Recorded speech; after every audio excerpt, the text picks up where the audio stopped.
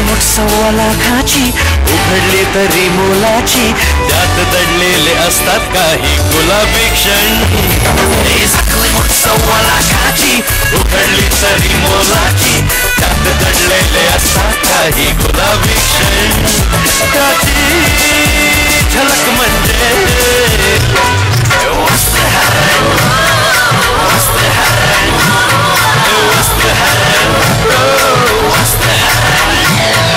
खट्याळ हळवे धमाल मिश्किल कहाणी किस्से जुळून येतील खट्याळ हळवे धमाल मिश्किल कहाणी किस्से जुळून येतील आपली टिचकी जराशी फिरकी थोडंसं टेन्शन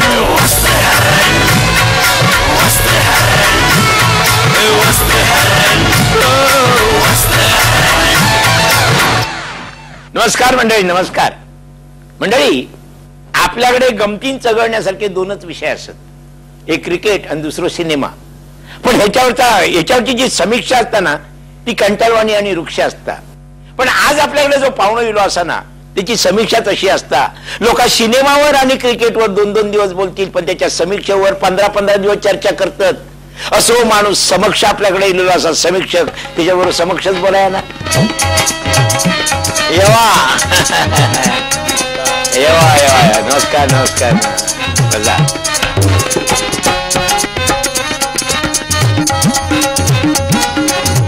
नमस्कार नमस्कार.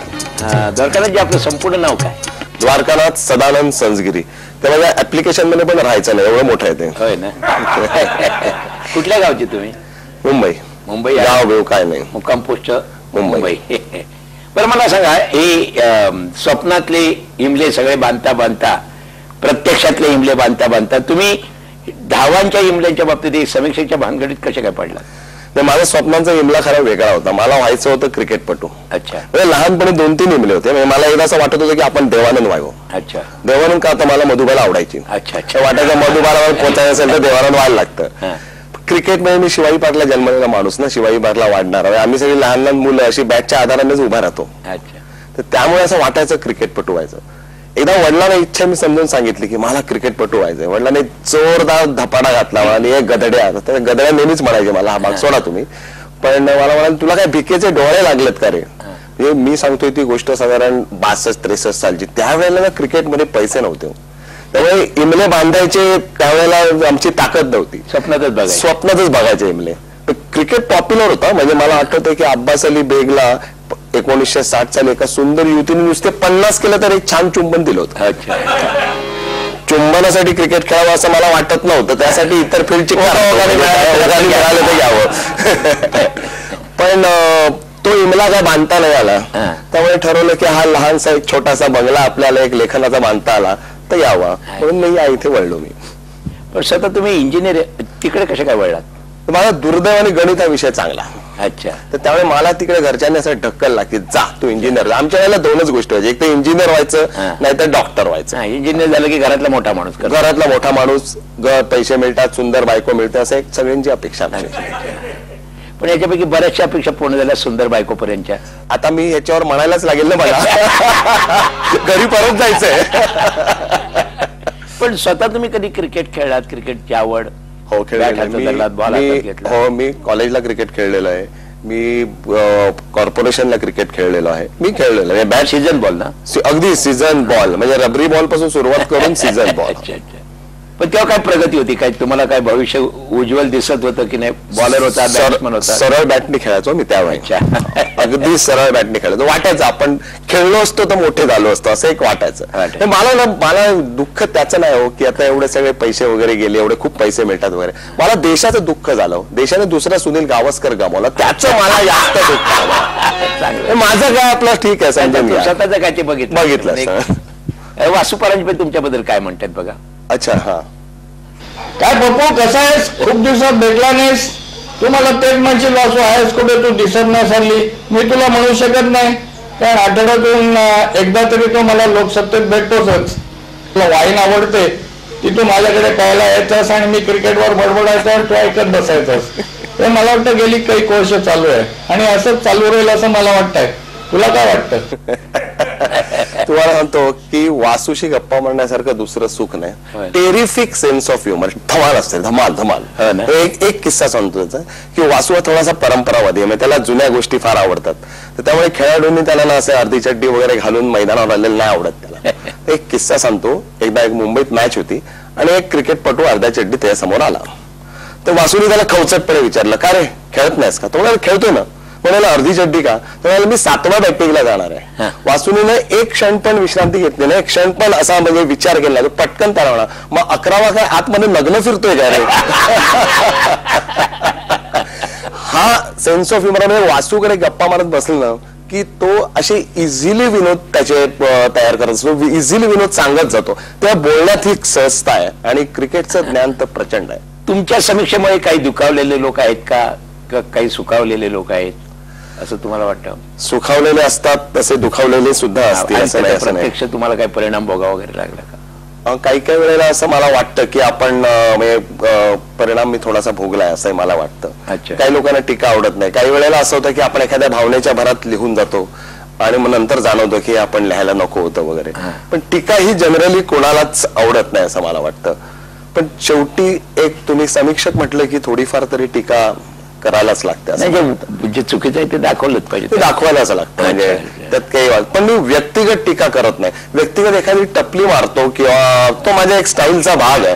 पण असं झाल्यानंतर एखादा फोन येऊन काही नाराजी व्यक्त केली किंवा की तू लिहिलंस ते बरोबर नाही अशा वगैरे प्रतिक्रिया. एक मला जो एक किस्सा आठवतोय की एका जुन्या क्रिकेटपटू बद्दल मी लिहिताना लिहिलं होतं की त्याची खेकड्याची वृत्ती आहे. दुर्दैवाने ते क्रिकेटपटू हयात नाही आहेत. त्यांच्या मिसेसने मला एक पत्र पाठवलं होतं. ते पत्र वाचल्यानंतर मला खूप दुःख झालं, कारण त्या पद्धतीने त्यांना नंतर चिडवलं गेलं की त्यांच्यावर जी टीका होत गेली त्यांचं जाणवल्यानंतर मला असं वाटलं की नाही हे आपण असं लिहायला नको. असं कुठेतरी ऑपरेशन करण्याची तयारी आहे तुमची? हो. पण अजून मला कोणी मारले बिरलेलं नाही. आमच्याकडे कसं असतं की जर राग आला ना तर फक्त एकच प्रश्नाचं विचारतात, किती क्रिकेट खेळलाय, हातात बॅट धरली आहे? पण पहिली समीक्षा तुम्ही कधी आणि कुठे लिहिली आणि कोणावर लिहिली?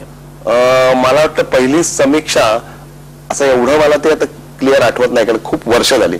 पण मला स्वतःला आवडलेला पहिला लेख जो लिहिला तो मी अजित वाडेकरवर लिहिला. कारण अजित वाडेकर हा माझा देवच, म्हणजे त्यावेळेचा अजित वाडेकर हा माझा देव.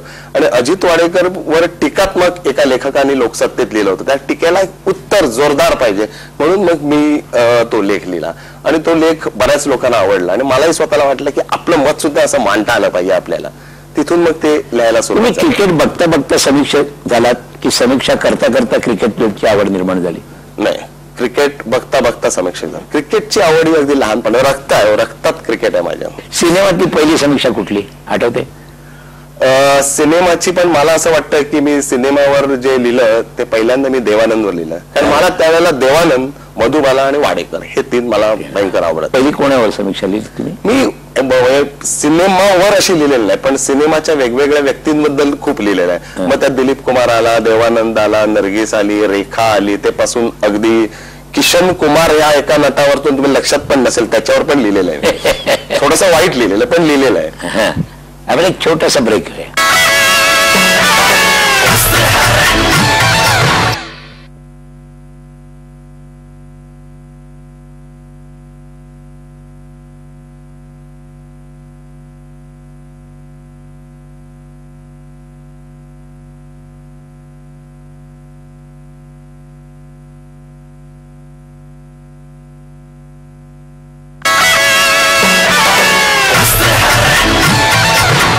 दर्शनाजी, तुमच्या लिखाणावर शिरीष कणेकरांचा काही प्रभाव आहे का? असं काही लोक म्हणतात पण मला असं वाटतं की माझ्या लिखाणावर जो प्रभाव असेल तो 2 माणसांचा आहे. एक म्हणजे पु ल देशपांडे आणि दुसरा सर नेव्हिल कार्डस म्हणून एक इंग्लंडमध्ये एक समीक्षक होता. अप्रतिम लिखाण, म्हणजे खरा जर त्याचा जर मला वाटतं जो परिणाम जो असावा तो त्याचा जास्त असावा. आणि त्यांची स्टाईल पण अशी इतकी सुंदर होती. म्हणजे मला असं आठवतंय की एक ओल्डफील्ड म्हणून ऑस्ट्रेलियन विकेट किपर होता. तो अतिशय साधा विकेट किपर. त्यावेळेला ही आरडाओरडी वगैरे मागून बोलणं वगैरे नव्हतं.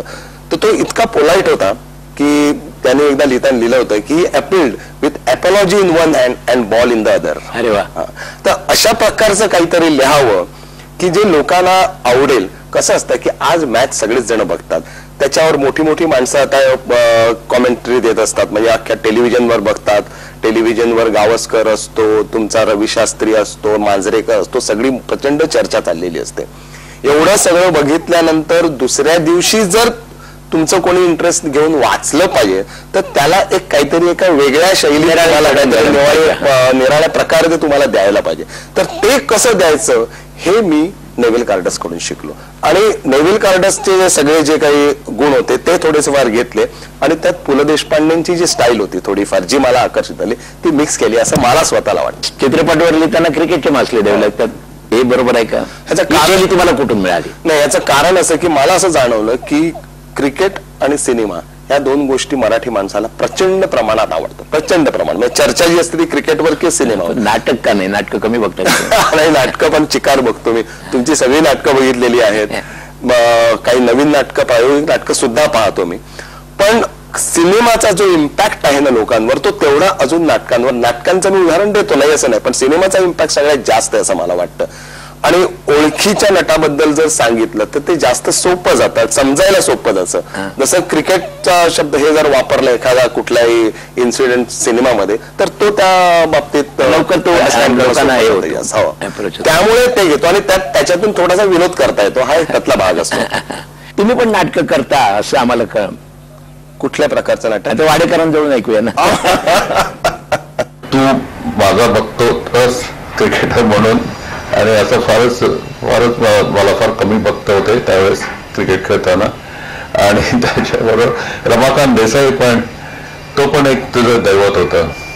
आणि कदाचित तुझी पुस्तकं लिहिल्यास एवढी 10-12 तुला वेळ कसा मिळतो मला कळत नाही, कारण तू म्युन्सिपाल्टी, बॉम्बे म्युन्सिपाल्टीत मोठ्या हुद्द्यावर आहेस, तिथे काम करतोस वगैरे. परंतु सगळ्या पुस्तकांचं उद्घाटन वगैरे काय असलं की पहिल्यांदा तू रमाकांतकडे धावायचंस आणि रमाकांत जर अवेलेबल नसला की मग तू माझ्याकडे यायचंस. आणि मग भाषा नेहमी म्हणायचा की माझं एकच एक दैवत म्हणजे अजित, आणि जेव्हा रमाकांत असं तेव्हा की रमाकांत हेच माझं एकमेव दैवत. नाही नाही नाही, खोटं बोलतोय. म्हणजे माझं असं काही रुक्मिणी आणि सत्यभामा असं काही नव्हतं. खरं प्रामाणिक सांगतो. अजितवर जे प्रेम केलं ते नाव द्वारका नाहीत म्हणून ते आपल्याला असा लोकांचा गैरसमज होतो, पण त्याच्या नावाशी आणि त्याचा काही संबंध नाही. परदेशात तुमच्या नावाची अडचण तुम्हाला काय वाटते का गेल्यानंतर? द्वारकानाथ वगैरे, संजगिरी वगैरे. हो हो हो, ते उच्चार वेगवेगळे होतात. सांजगिरी, सॅन्सगिरी, द्वारकानाथ हा उच्चार तर त्यांना जमत असतात. ते मराठी लोकांना नीट जमत नाही होत, त्यांना वगैरे तुटून पडेल, तुकडे होतील त्याचे. त्यामुळे माझं एक सुटसुटीत नाव आहे असं पप्पू. असं मला सगळे क्रिकेटपटू वगैरे पप्पू, तिकडे पण पप्पू म्हणतात. हा, त्यामुळे मी सांगताना पप्पूच सांगतो, त्यामुळे ओळखतात मला पप्पू. त्याला उच्चार करणं पण सोपं जातं ना ते. चांगलं पप्पू म्हणजे. मला द्वारकानाथ नाव नको, म्हणजे मी लहानपणी जेव्हा मला द्वारकानाथ नाव ठेवत होतो ना तेव्हा मी बारशा दिवशी खूप रडून सांगत होतो की नका ठेवू नका ठेवू नका ठेवू, पण ते कोणी ऐकलं नाही. हो, मला त्याला वाटत होतं मला भूक लागली म्हणून दुधाची बाटली दिली. चांगलं आहे, चांगलं आहे. पहिलं पुस्तक तुमचं प्रकाशित होताना तुम्हाला कोणत्या अडचणीतून जावं लागलं? तुम्हाला पुस्तक घेऊन प्रकाशकाच्या दारी जावं लागलं की तुम्हाला आपोआप मागणी आली आणि तुम्ही पुस्तक दिलं? आतापर्यंत तुमची बरीच पुस्तकं प्रकाशित झाली. नाही, सुदैवाने मला कोणाच्या दारी जायला लागलं नाही. कारण जे मी पहिलं दार ठोठावलं ना ते दार खूप मजबूत होतं. म्हणजे माझं जे पहिलं पुस्तक आहे ते क्रिकेटवर नाहीच आहे, ते प्रवास वर्णन आहेत. पण त्यात मी पाकिस्तानला 1987 साली पहिल्यांदा गेलो होतो वर्ल्ड कपच्या वेळेला. त्यावेळची जी डायरी लिहिली होती ती डायरी आहे. किंवा मी श्रीलंकेत गेलो होतो किंवा मी इंग्लंडला गेलो होतो, तर ती मी सगळी डायरी एकत्र केली आणि पहिल्यांदा मी सचिन तेंडुलकरचे जे वडील आहेत त्यांच्याकडे ते घेऊन गेलो की मला असं असं पुस्तक करायचं आहे. तर ते मला अरविंद गोखलेंकडे घेऊन गेले, कारण अरविंद गोखले त्यावेळेला पाकिस्तानात गेले होते. आणि अरविंद गोखलेने ते पुस्तक वाचलं आणि त्यांना ते प्रचंड आवडलं. किंबहुना अरविंद गोखलेने मला ते कशी अनुक्रमानिका असायला हवी, काय पद्धतीने तू मांड, हे सगळं मला त्यांनी सांगितलं. त्यांनी पुस्तकावर ब्लर्ब लिहून दिला आणि मला असं एक टचिंग राहिलेलं आहे, कारण त्यांनी तो मला ब्लर्ब लिहून दिला. त्याच्यानंतर अक्षरशः दुसऱ्या दिवशी का तिसऱ्या दिवशी बिचारे ते गेले, त्याला ऍक्सिडेंट झाला. त्यामुळे कदाचित त्यांनी लिहिलेलं जी लेखी त्यांचं जे लिखाण असेल ना ते शेवटचं त्यांचं लिखाण असावं असं मला वाटतं. म्हणजे कागद अजून जपून ठेवलेला आहे. मला सांगा, तुम्ही सचिन तेंडुलकरवर कधी निगेटिव्ह लिहिलेलं नाही? माझी बायको असं म्हणते की तू वाडेकर आणि सचिन तेंडुलकर यांच्यावर टीका करून दाखव, मी काय वाटेल ते हरायला तयार आणि अजून मी बीट जिंकलेलं नाहीये. अच्छा.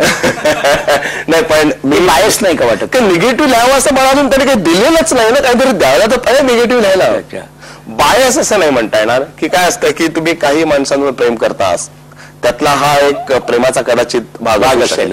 पण मी टीका केलेली नाही हे मी नाही म्हणणार. मी त्याच्यावर टीका केलेली आहे, एखादा चुकीचा फटका खेळला तर त्याच्यावर कठोरपणे लिहिलेला आहे, काही वेळा लिहिलंय. पण फक्त असं आहे की काही वेळेला मी धपाटे म्हणतो, याला मी एखादा फक्त चिमटा काढतो. पण सचिन तेंडुलकर दौऱ्यावर वगैरे जाताना जाते तुमच्या घरी जेवण वगैरे जात नाही, असं काय प्रत्येक वेळेला तो येतो असं नाही, उलट चांगलं आहे ना. पण काही वेळेला तो माझ्याकडे येतो आणि तो आमच्यासाठी सणाचा दिवस असतो असं मला वाटतं. अच्छा अच्छा. आणि तो प्रेमाने येतो. मी म्हणतो की सचिन तेंडुलकरला मी साधारण तो एक 13-14 वर्षापासून ते आजपर्यंत पाहिलेला आहे.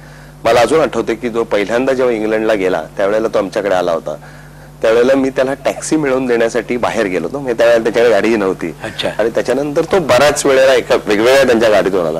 पण हा माणूस चुकून सुद्धा बदललेला आहे. त्याचे पाय जेवढे जमिले तेवढेच आहेत, काहीही फरक पडलेला नाही. सध्या क्रिकेटमध्ये निगेटिव्ह लिहिण्यासारखं तुमच्याकडे कोण आहे गिराईक?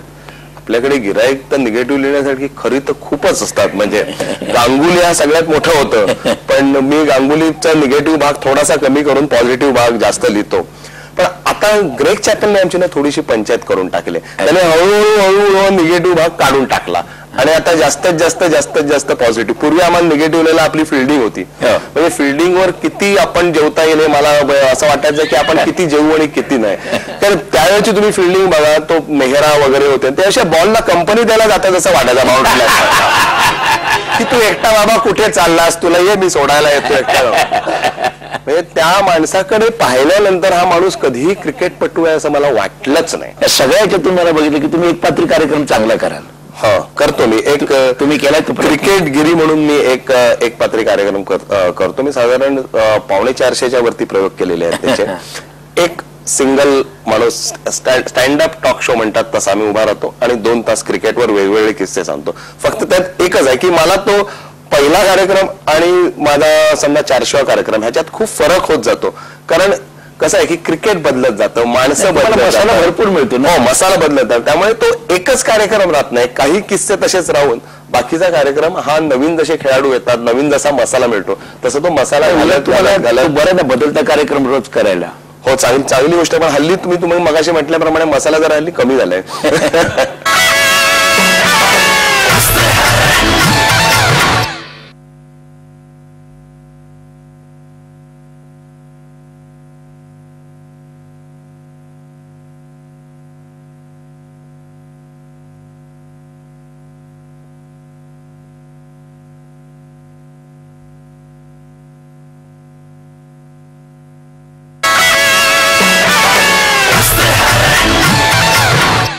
दरकनाथजी, तुम्ही राजकारणाकडे का नाही वळलात?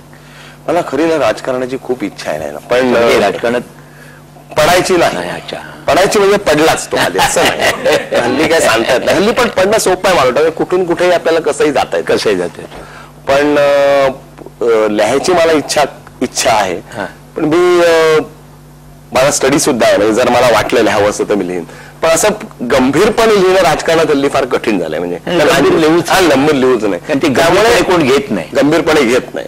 तर त्यामुळे मी काय करतो की माझ्या क्रिकेटच्या लिखाणात मी हळूहळू राजकीय मंडळींना जे काय 2-4 द्यायचे असतात तर त्या मी देतो. आणि त्यासाठी आपल्याकडे गिराईक खूप असतात. म्हणजे जसं काय लालू यादव वगैरे वगैरे. तर त्यातल्या आवडते गिराईक कोण? मला असं गिराईक पाहिजे की तुम्हाला मार पडणार नाही. तर लालू यादव, मुलायम सिंग हे सगळे लांब असतात, आपल्याकडे मांडायला येत नाही. बाउंड्री लाईनवर सगळे उभे केलेले असतात. त्यामुळे पण आतापर्यंत तुमचं सगळं लिखाण मराठीतच झालंय ना? इंग्लिशमध्ये थोडंफार लिहिलेलं आहे. मी पूर्वी मिड डे मध्ये लिहायचो आणि आणखीन काही वर्तमानपत्रात इंग्लिशमध्ये लिहिलेलं. पण जास्त लिखाण मला वाटतं की मराठीत झालं. मराठीत. आणि कदाचित असं असेल की खरं म्हणजे माझं शिक्षण जे आहे ना ते अर्ध शिक्षण इंग्लिश मिडियम मध्ये झालं, अर्ध शिक्षण मराठीत झालं. बरं झालं ते, त्याच्यामुळे तुम्ही मराठी जास्त लिहायला. हा, त्यामुळे मी मराठी लिहायला लागलो आणि एकदा मराठीत शिरलो तर शिरलो. असं नाही, मला उलट अभिमान वाटतो तुमच्याबद्दल की उगाच काहीतरी दिस्टिंग दॅटिंग करून लिहिण्यापेक्षा त्याच्यापेक्षा जरा बरं इंग्लिश होतं. आता सध्या तुम्ही एक ज्याचा त्याचा हनीमून म्हणून एक विनोदी लेख मला लिहितो. हो हो हो. पण मला तुम्हाला नाही असं वाटत की आपण काकोडकरांच्या वगैरे पंक्तीत जाऊन कुठेतरी बसू? नाही म्हणजे तसं काय मला वाटलं नाही, कारण शेवटी असं आहे की त्या हनीमून वरून खूप तशी थोडीफार कॉन्ट्रोवर्सी झाली. म्हणजे काही लोकांना खूप आवडलं, काही पत्र अशी आली की तुम्ही उगाच स्टेप आउट होऊन खेळताय वगैरे. पण असं आहे की हनीमून हा जो लेखाचा विनोदाचा विषय आहे तो थोडासा असा बॉर्डर सावधपणाने ठेवायलाच पाहिजे ना. हनीमूनला जाऊन कोण भातुकली खेळत नाही किंवा प्रवचन घेणार नाही. आणि टीका होते म्हणजे मला असं वाटतं की तो योग्य रीतीने चाललेला आहे कॉलम. मला एक टिळकांचं वाक्य नेहमी आठवतं की टिळकांवर एकदा टाइम्स ऑफ इंडियातून त्यावेळेला टीका झाली होती. त्यावेळेला टिळक असं म्हणत होते की जोपर्यंत टाइम्स ऑफ इंडिया माझं कौतुक करत नाही तोपर्यंत आपल्याला काळजी करायचं काही कारण नाही. तुमच्या जगण्याचं सूत्र काय? माझ्या जगण्याचं सूत्र आहे की आपण जगावं असं की दुसऱ्याने त्रास होता कामा नये, पण आनंदात जगावं. तुमची आनंदाच्या दिवसाची संकल्पना काय? मला खरा गप्पांमध्ये प्रचंड आनंद आहे. तुम्ही मायावर आलात आणि बसलात ना घरी गप्पा मारत छानपैकी 1, 2, 3 तास, तर मला त्याच्यातून प्रचंड आनंद मिळतो. मला गाण्यातून आनंद मिळतो, मला क्रिकेट पाहण्यातून आनंद मिळतो, मला राजकीय व्यक्तींच्या भाषणाला गेल्याला त्याच्यातून पण आनंद मिळतो, लिखाणातून आनंद मिळतो. आनंद हा तुम्ही कसा घेता, एवढ्या गोष्टीतून आनंद मिळाला तर बाकीची सदरं रिकामीच राहत नाही. आणि बाकीची सदरांबद्दल मी बोलत नाहीये. आनंद मिळायची आणखीन बऱ्याच गोष्टी असतात. आता पण त्या बऱ्याच गोष्टीकडे वळूया नको. हा आपण दुसऱ्या बाजूला वळूया. थोडंसं वस्त्र शिल्लक ठेवूया आपण. अगदीच सगळं वस्त्रावर नको. आता आम्ही मालवणी तिकलं करतो. हा, पण आम्ही तिकल्याचं स्वरूप जरा बदललंय तुमच्यासाठी. अच्छा. मी तुम्हाला काही प्रश्न विचारेन, ओके, त्याची प्रामाणिकपणे उत्तरं द्यायची. हा. तुम्हाला बॉलपेनची शपथ घेऊन सांगावं लागणार. मी जे सांगेन ते खरं सांगेन, खोटं सांगणार नाही. बॉलपेन म्हणजे बॉल आणि पेन. खरं म्हणजे बॉल आणि पेन हातात धरून काही बोलायची काही गरज नाही, म्हणजे बोलणार ते खरं बोलणार. शाबास. तुमच्या आयुष्यावर प्रभाव टाकणारी व्यक्ती कोणती? माझी बायको. संकटाच्या वेळी तुम्हाला कोणाची आठवण येते?